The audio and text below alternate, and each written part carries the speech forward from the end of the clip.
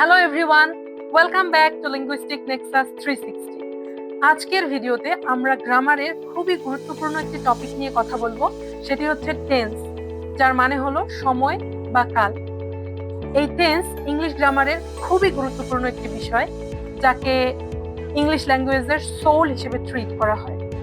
আমরা কথা বলার সময় অতীত, বর্তমান, ভবিষ্যৎ বিভিন্ন সময়ের কথা বলি, বিভিন্ন সময়ের মনের ভাব প্রকাশ করে থাকি।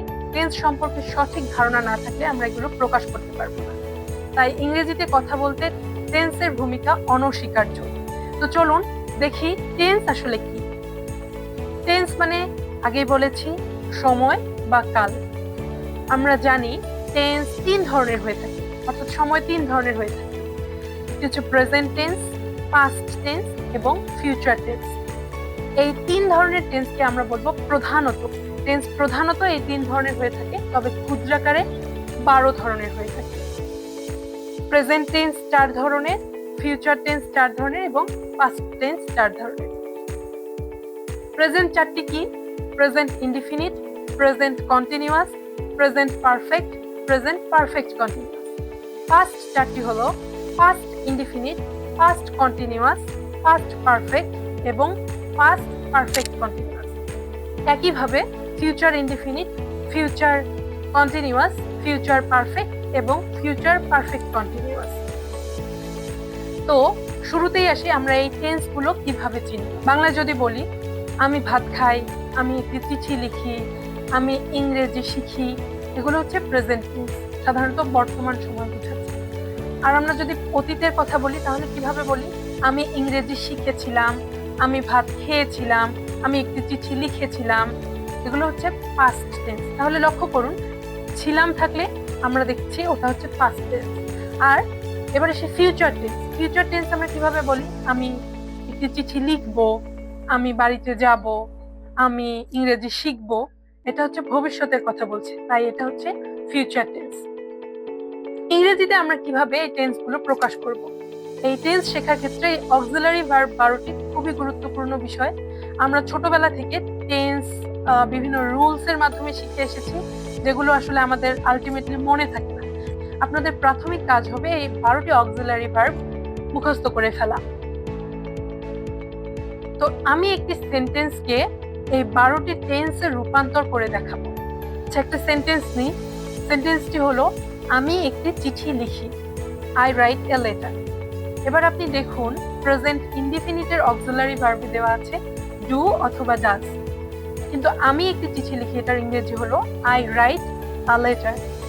এখানে আপনার প্রশ্ন আসতেই পারে, যদি অক্সিলারি ভার্ব ডু ডাজ হয় তাহলে এখানে রাইট কেন? হ্যাঁ, প্রেজেন্ট ইনডিফিনিট টেন্সে সাধারণত ডু ডাজ অক্সিলারি ভার্বটি উজ্জ্ব অবস্থায় থাকে। এখানে মেইন ভার্বটি দেখা যায়, অর্থাৎ subject plus main verb plus object অথবা এক্সটেনশন। তাহলে আই রাইট আ লেটার হচ্ছে প্রেজেন্ট ইনডিফিনিট। এবার কন্টিনিউয়াসে আসি। এই কন্টিনিউয়াস টেন্সের অক্সিলারি ভার্বগুলোর পরে আমাদের যে মেইন ভার্বটি থাকবে সেটার সঙ্গে আইএনজি যুক্ত করতে হবে। তাহলে আই রাইট আ লেটার, এখানে আমি বসাবো I am writing a letter.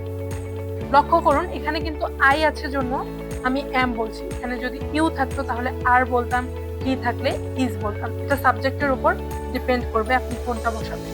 তাহলে I am writing a letter, auxiliary ভার্বের পরে ভার্বের সঙ্গে আইএনজি যুক্ত করতে হবে।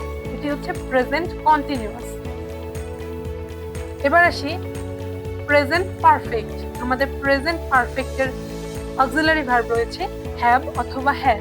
তাহলে আই রাইট আ লেটারকে যখন আমি প্রেজেন্ট পারফেক্ট করব তাহলে পারফেক্ট টেন্সের অক্সিলারি ভার্ব নিয়ে আসবো। তাহলে I have written a letter, এখানে অক্সিলারি ভার্বের পরে আপনাকে V3 বসাতে হবে। এতটুকু মনে রাখলেই হবে। তাহলে I have written a letter. এবার এসে 4 নম্বরে present perfect continuous. Continuous, perfect continuous দুইটি একই রকম, দুইটি কন্টিনিউয়াস টেন্স বোঝায়, তবে একটাতে সময় উল্লেখ থাকে আর একটাতে সময় উল্লেখ থাকে না। যেমন I am writing a letter, এখানে কিন্তু আমি উল্লেখ করিনি যে আমি কতক্ষণ ধরে চিঠি লিখছি, বা এখানে সময় প্রকাশ করছে না, এটা হচ্ছে সময় প্রকাশ করে। I have been writing a letter, এখানে অক্সিলারি ভার্ব লক্ষ্য করুন হ্যাভ বিন রয়েছে, তাহলে আই এর পরে অক্সিলারি ভার্ব হ্যাভ বিন দিলাম, এরপর হচ্ছে ভার্বের সঙ্গে আইএনজি, আগেরটার মতো। শুধু একটাই পার্থক্য, সেটা হচ্ছে এখানে একটা সময় প্রকাশ করছে। I have been writing a letter for 5 minutes, for 10 minutes, যাই বলি না কেন, এখানে সময় থাকে। এটা হচ্ছে প্রেজেন্ট পারফেক্ট। একইভাবে আমরা পাস্ট 4টি টেন্স দেখব। অক্সিলারি ভার্বগুলো বসিয়ে রুল অনুযায়ী আগাবো। তাহলে আমি একটি চিঠি লিখেছিলাম। এখানে দেখুন, লক্ষ্য করুন, পাস্ট ইনডিফিনিট টেন্সের কিন্তু অক্সিলারি ভার্ব রয়েছে ডিড, কিন্তু আপনি সরাসরি পাস্ট ইনডিফিনিট টেন্সের ডিড পাবেন না, এখানে থাকবে ভি2। এটা একটু ডিফারেন্ট। তাহলে এখানে থাকবে আপনার সাবজেক্ট প্লাস ভি2 প্লাস অবজেক্ট বা এক্সটেনশন। তাহলে আই রোট আ লেটার, এখানে রোট হচ্ছে ভি2। এবার আমি পাস্ট কন্টিনিউয়াসে আসি। এবার লক্ষ্য করুন, পাস্ট কন্টিনিউয়াস টেন্সের অক্সিলারি ভার্ব ওয়াজ অথবা ওয়্যার। তাহলে এখানে হবে আই ওয়াজ, এরপর মেইন ভার্বের সঙ্গে ING, I was writing a letter. এবার একইভাবে আসি পাস্ট পারফেক্ট। পাস্ট পারফেক্ট আমরা কিভাবে করব? পাস্ট পারফেক্টের আমাদের অক্সিলারি ভার্ব রয়েছে হ্যাড। তাহলে আই হ্যাড, কি বলেছিলাম, 3 নম্বর টেন্স, অর্থাৎ পারফেক্ট টেন্সে সবসময় কি থাকবে? অক্সিলারি ভার্বের সাথে ভি3। তাহলে I had written a letter. এবার আসি 4 নম্বর, পাস্ট পারফেক্ট কন্টিনিউয়াস। এটাও একই রকম, শুধু কন্টিনিউয়াসে সময় ছিল না, কিন্তু পারফেক্ট কন্টিনিউয়াসে সময় থাকে। তাহলে কি হবে?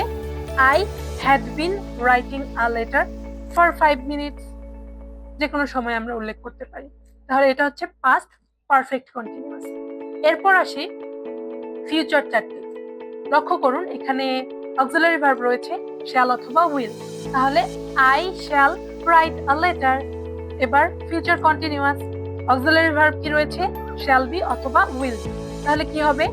আই শ্যাল বি, যেহেতু কন্টিনিউয়াস, কি করব? অক্সিলারি ভার্বের পরে আইএনজি যুক্ত করব। তাহলে I shall be writing a letter. এরপর future perfect, I shall have, perfect হলে কি হবে? ভি3 হবে, I shall have written a letter.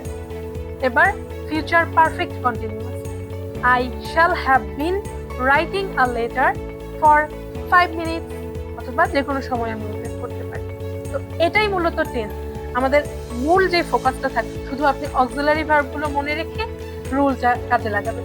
এটা যদি আপনি আয়ত্তে নিয়ে আসতে পারেন, তাহলে কিন্তু আপনার ওই ছোটবেলার মতো ভুরি ভুরি যে রুলস রয়েছে সেগুলো আর মনে রাখতে হবে।